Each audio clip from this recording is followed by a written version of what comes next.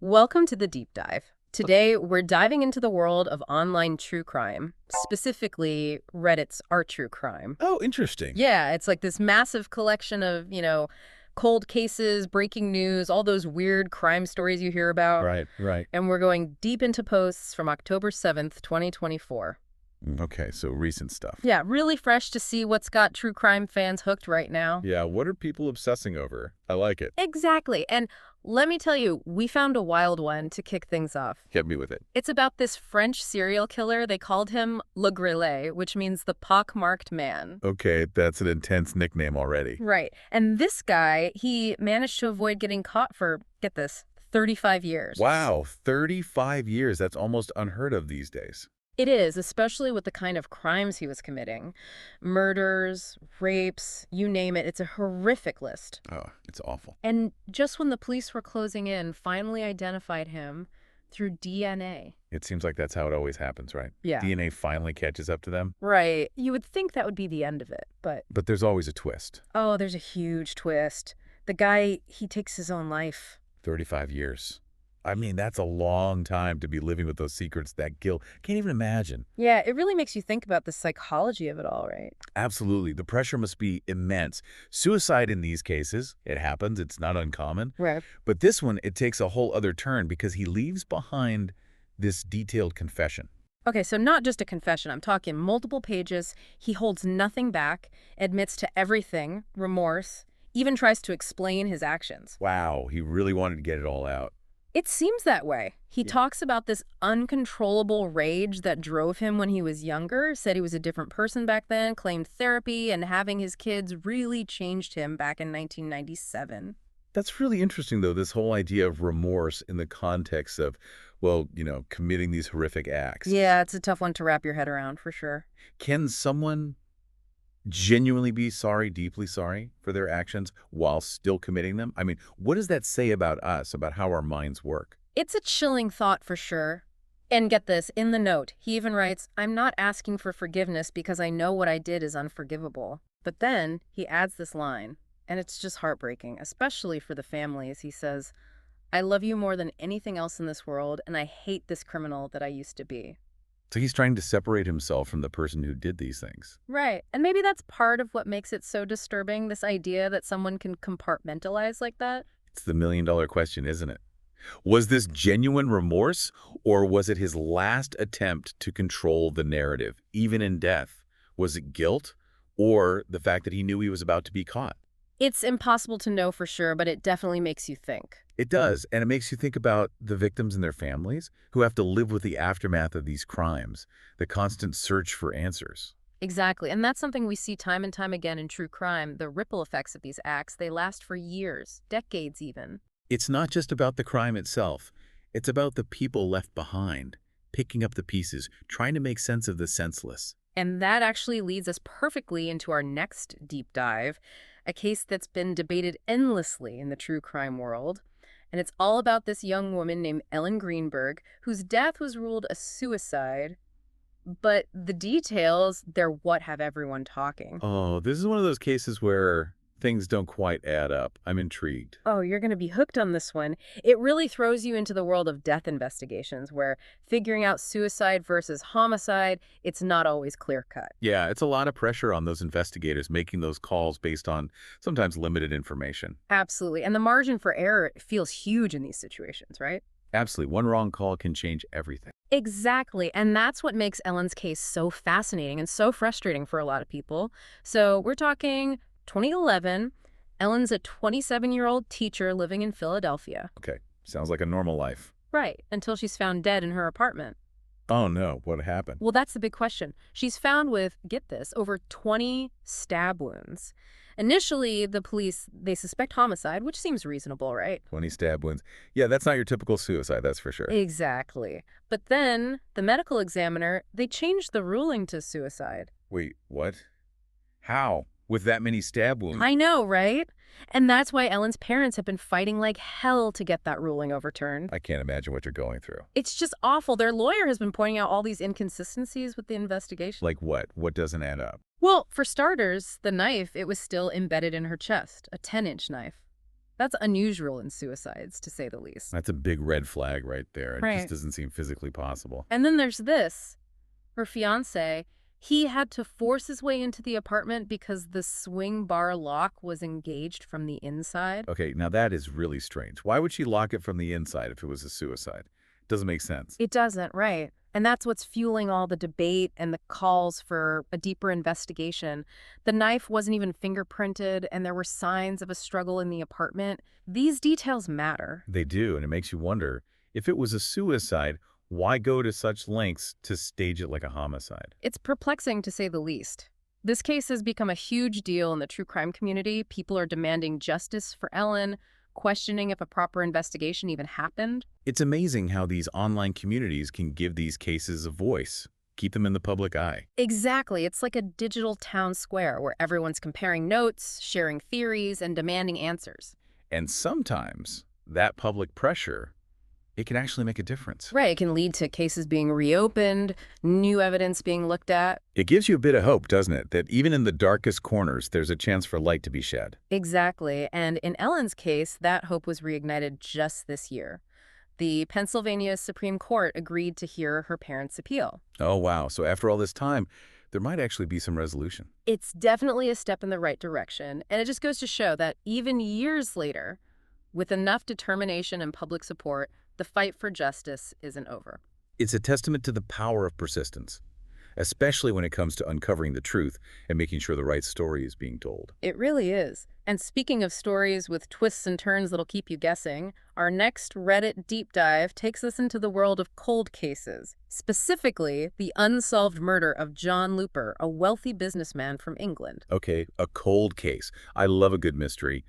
What makes this one so intriguing? Well, for starters, it's got everything. A late-night dog walk ambush, stolen luxury watches, and a really bizarre detail about marmalade that you're not going to believe. Marmalade. You've got my attention. Lay it on me. Marmalade. Okay, yeah, you got to tell me more about that. Right. It's such a weird detail, but first, let's set the scene. So it's 2004. John Looper, the successful businessman, he's taking his dog for a walk around 11:30 at night. 11:30.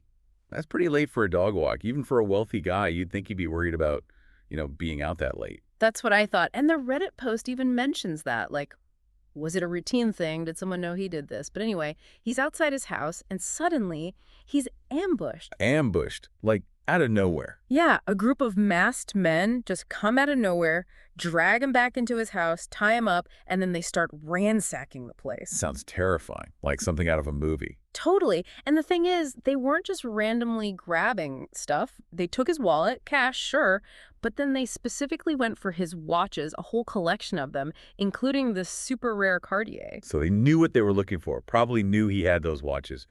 Planned out for sure. Exactly. This wasn't just some random robbery. And then here comes the marmalade part. Yeah, hit me. So John's tied up, injured, right. And according to the reports, the robbers, they try to feed him marmalade. Wait, they put marmalade, like, on toast? Mm. Or just dot marmalade? Apparently just straight up marmalade. No one seems to know why. It's like the one detail that throws the whole thing for a loop. It's so bizarre. What, were they worried about his blood sugar or something? Like, here, have some sugar, you'll feel better. That's actually one of the theories. John had a mild case of diabetes, so maybe they found out and thought they were being, like, weirdly helpful. Sometimes the truth is stranger than fiction. Yeah. But that is a strange detail. Poor guy. It really is tragic. And even with the marmalade mystery, the case went cold. They had some leads, descriptions of the robbers, a possible connection to a nearby town, even a potential link to an earlier break-in at John's place, but nothing concrete. It's amazing how, even with those leads, sometimes it's just not enough. Witnesses disappear, people change their stories, or maybe the guys who did it, they just disappear themselves. Yeah, and sometimes it feels like, especially with these cold cases, there's this feeling that someone, somewhere knows something, but they're just not talking. Oh, absolutely. That happens all the time. Yeah. People are afraid to come forward, or maybe they think what they know is not important, but any little detail could be the missing piece. Right, and that's where these online communities come in, right? Sharing information, keeping these cases alive. Exactly. You never know. Someone reading a post might remember something they saw or heard. That little detail that could make all the difference. And in John Looper's case, maybe that's what's needed. It's been 20 years. His family still deserves answers. Who knows, maybe this Reddit post with all its details, even the weird ones, maybe it'll spark something, jog someone's memory. That's the hope, right? You just never give up hope. And speaking of cases where public interest has been crucial in keeping the story alive, our next Reddit rabbit hole takes us back to 1994, the disappearance of Lindsay Jo Rimer. This one, it's every parent's worst nightmare. 13-year-old girl goes to the store to buy cornflakes and vanishes. Just like that. That makes your stomach drop just thinking about it, what happened. I can't even imagine. To think something so simple, so everyday could lead to something so horrific. It's chilling. And for Lindsay's family, it was just the beginning of a nightmare. The police, they initially thought maybe she'd run away, but her family, they knew, they insisted that wasn't Lindsay. They knew their daughter, right? There had to be something else going on. Exactly. They said she was a good kid, never would have just taken off like that. And it's heartbreaking because so often in those situations, the families, they have to fight to be heard, to have their concerns taken seriously. It's true. They're already going through so much, and then to have to fight just to get people to listen, it's awful. It is. But thankfully, in Lindsay's case, even though they initially thought maybe she'd run away, the police, they did launch a massive search. Yeah, they brought in divers to search the canal and the river nearby, even did a whole reenactment thing on TV, hoping someone might have seen something. I remember those Crime Watch episodes. They were always so intense. It makes you realize how many people go missing, how many families are out there searching for answers. It does, and it's like a double-edged sword, right? Because Yeah. on one hand, it gets the word out, but then on the other hand, sometimes it leads to all these false leads, people calling in with crazy theories, or even worse, trying to insert themselves into the investigation. It's the worst when that happens, people trying to profit off of someone else's tragedy. It's awful. And unfortunately, in Lindsay's case, even with the huge search, they didn't find her right away. It wasn't until 5 months later that her body was discovered in the Rochdale Canal. 5 months. I can't even begin to imagine what her family went through during that time, the not knowing. The waiting, the wondering, it's just unbearable. And to have it end that way, it's just not right. It's not. And the way they found her, it just makes it even more tragic to think someone could do that. It's horrifying. They found her weighed down with this concrete boulder, a 20-pound boulder.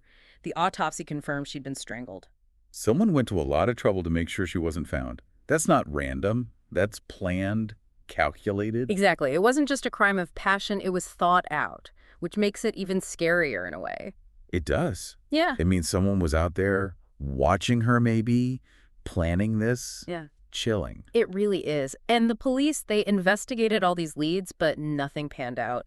There were rumors about a mysterious Honda man seen in the area. People talked about convicted criminals who were active at the time. Even had this true crime writer trying to pin it on some guy who'd killed someone in France. It was like a maze with no exit. It's like you said earlier, sometimes those public appeals, they do more harm than good. The rumors start flying, and it's hard to separate fact from fiction. And for Lindsay's family, it meant years of dead ends, years of wondering who could have done this, why. And sometimes there are no answers, no satisfying conclusions. And that's a tough pill to swallow for everyone involved. You're telling me. But there was a glimmer of hope in 2016. The police, they finally managed to get a DNA profile from the crime scene, a profile of Lindsay's suspected killer. DNA, you'd think that would be it, case closed.